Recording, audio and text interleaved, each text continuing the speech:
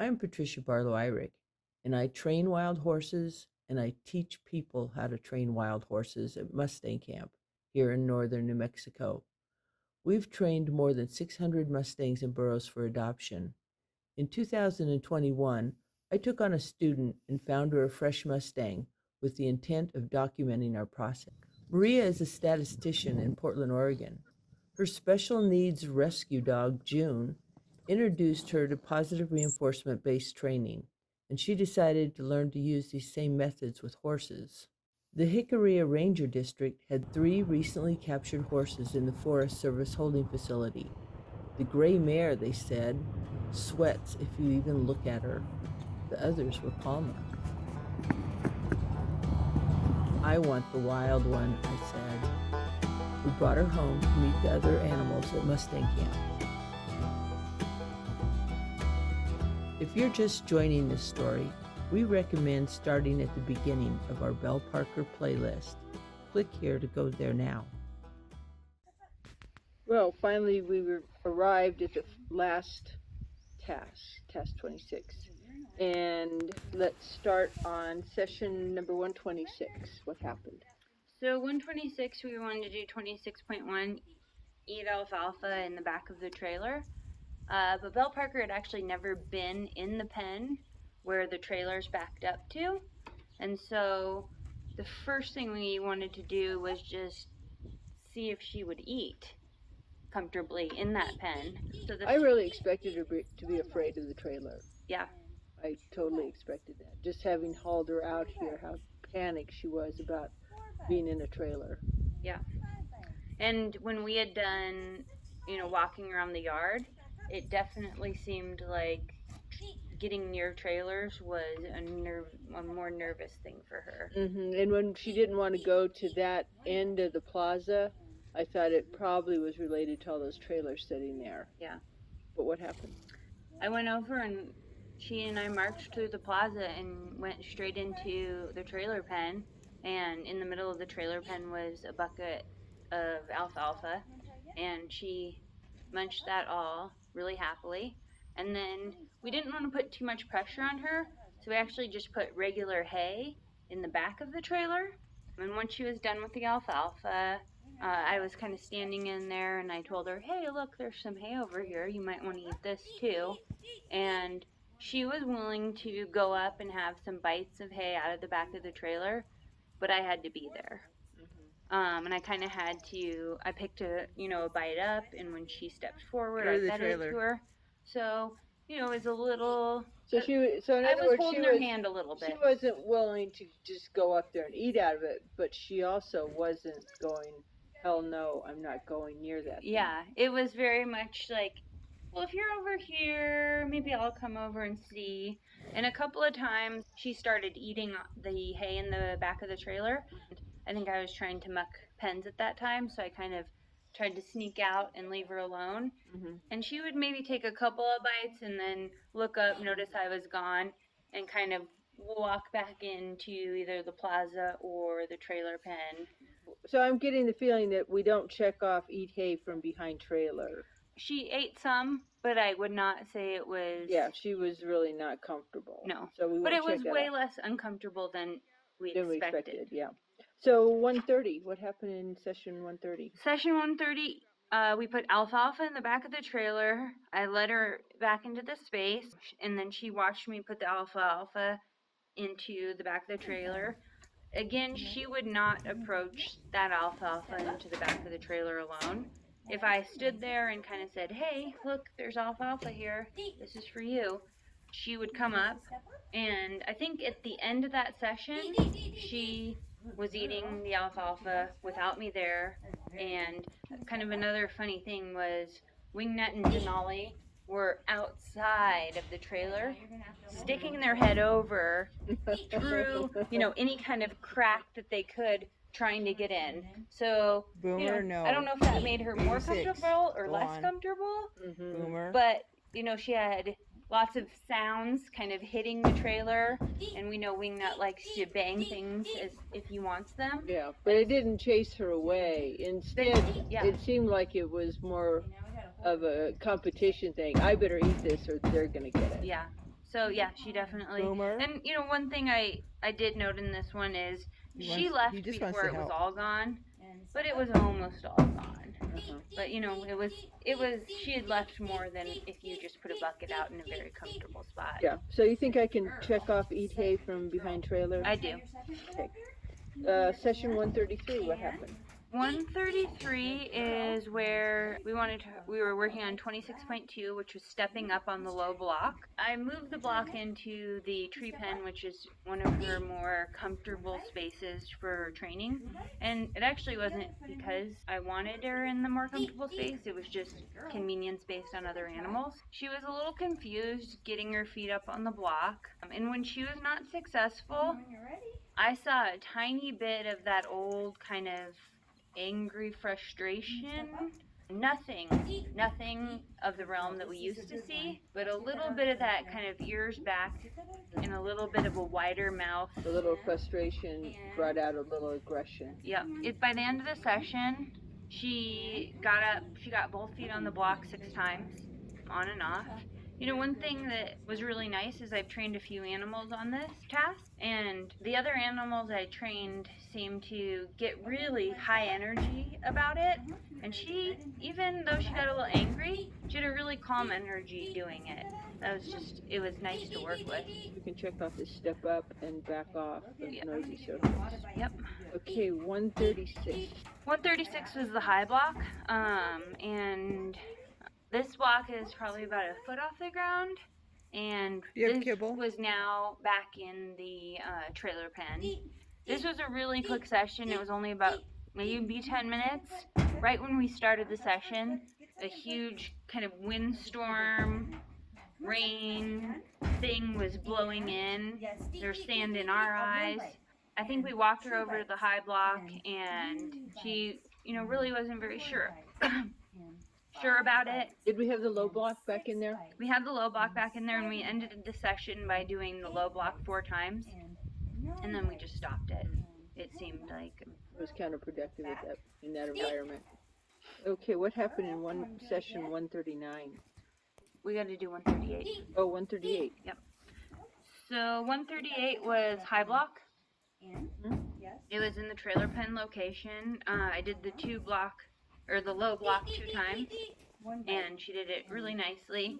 And then went over to the high block. She'd get her first foot up, and I'd give her 1 bite. And then I kind of started this command where the first foot was step up, and then she'd get it up there, and then I'd go and then she'd put her second Yeah, foot I'm up gonna and move a get little. 5 bites. She was able to do that 5 times on the high block.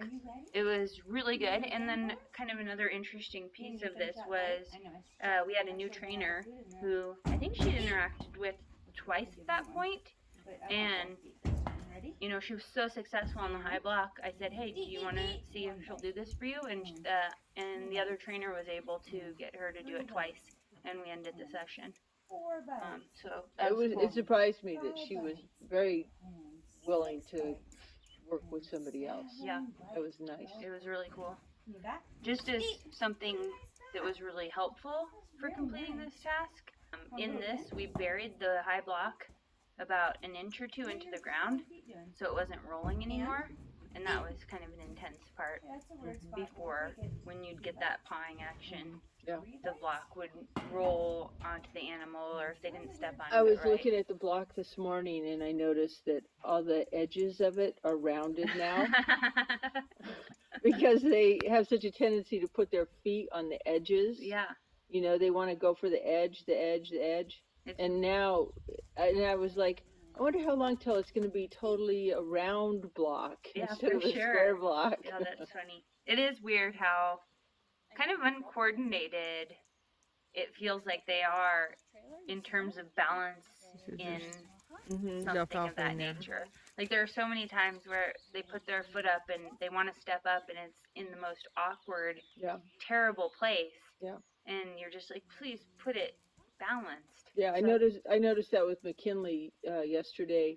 She was balancing on the gate rail Yeah. that's along the ground. Mhm. She had both of her feet on that gate rail, rocking back and forth, but she was so proud of herself that she was standing on the rail. You know, she had stepped up onto something. Yeah, I did step up.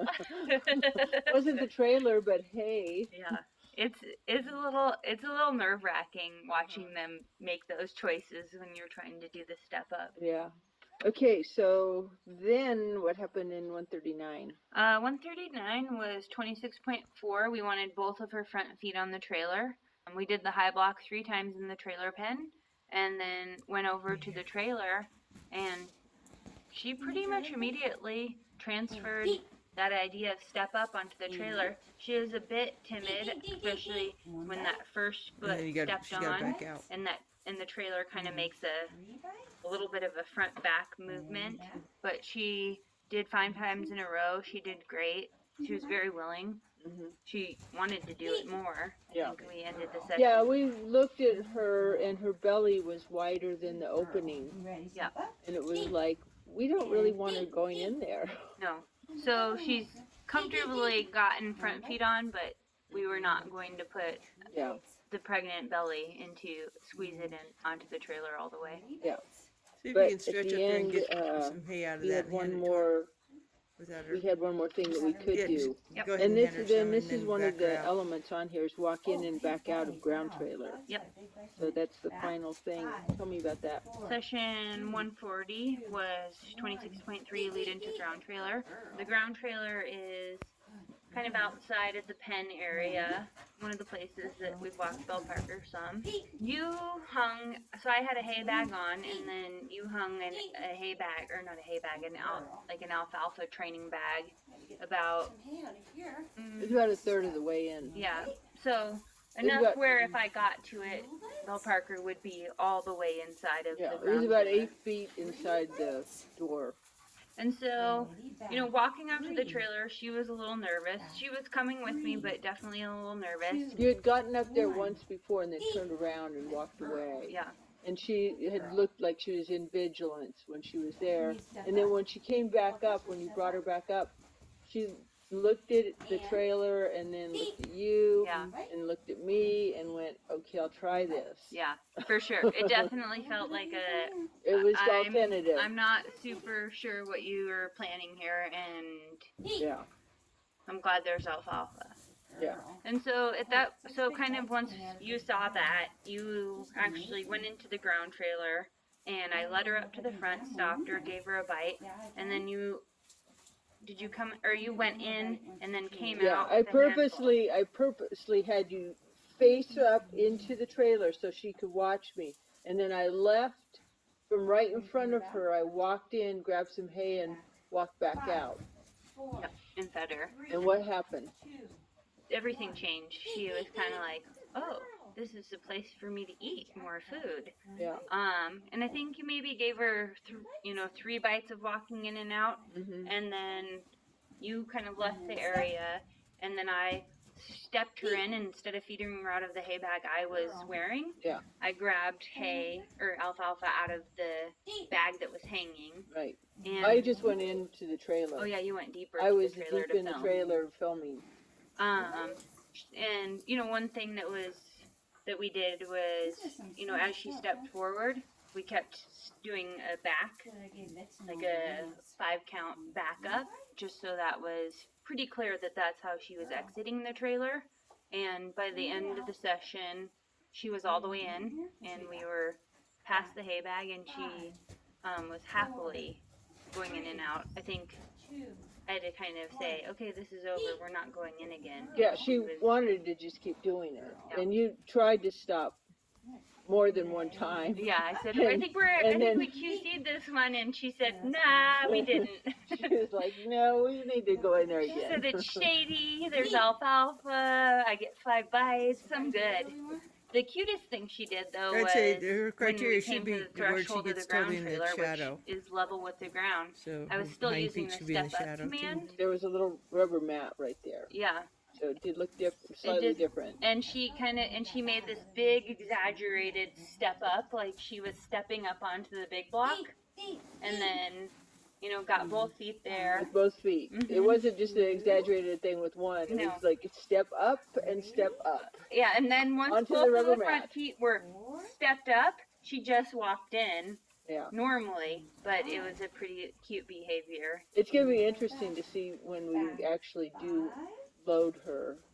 Yeah. If we can just, you know, I was really wishing the bigger trailer was in the yard so that we could practice in the bigger trailer, because she could have gone in there and turned around. Already. Yeah. She just couldn't go in the 2-horse trailers. But I'm going to be real interested to see what happens if she retains that Yeah, that big step up totally. behavior. If that's like It's- so much fun for her. Yeah, she liked it. Anyway, so that was the end. No Good. Joe.